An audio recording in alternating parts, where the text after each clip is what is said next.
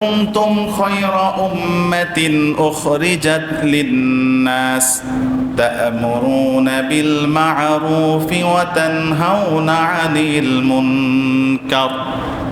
এই কথাটা কার? আল্লাহ বলেন কুনতুম খয়রা উম্মাত, তোমরাই হচ্ছ সর্বশ্রেষ্ঠ জাতি। সুবহানাল্লাহ।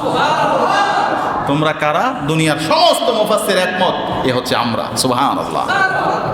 এই উম্মতে মুহাম্মাদি হচ্ছে সর্বশ্রেষ্ঠ জাতি। সুবহানাল্লাহ।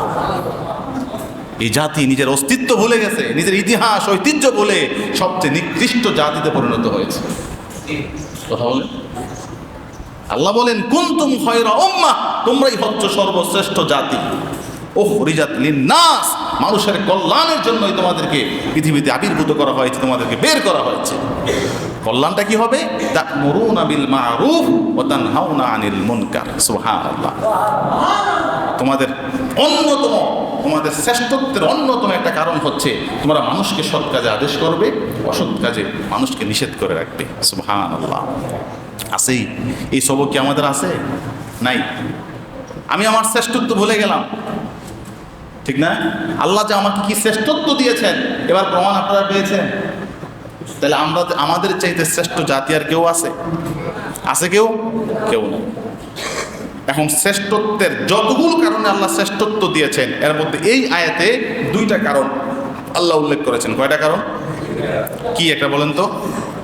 তা'মুরুনা বিল মা'রুফ, আমাদের বৈশিষ্ট্য হবে আমরা মানুষকে ভালো কাজে আদেশ করব। ওয়া তানহাউনা আনিল মুনকার, আর গর্হিত অন্যায় অশ্লীল কাজ থেকে মানুষকে বারণ করে রাখব। ঠিক আছে? তাইলে আমরা যে শ্রেষ্ঠ, এটা কি শুধু মুখের কথা না আল্লাহ নিজে বলছেন? হ্যাঁ।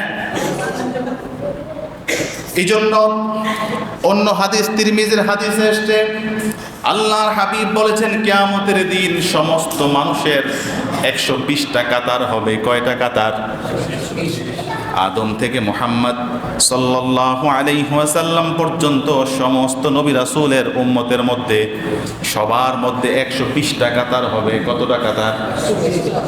এর মধ্যে আমরাই হব 80 কাতার। কন্যা সুবহানাল্লাহ।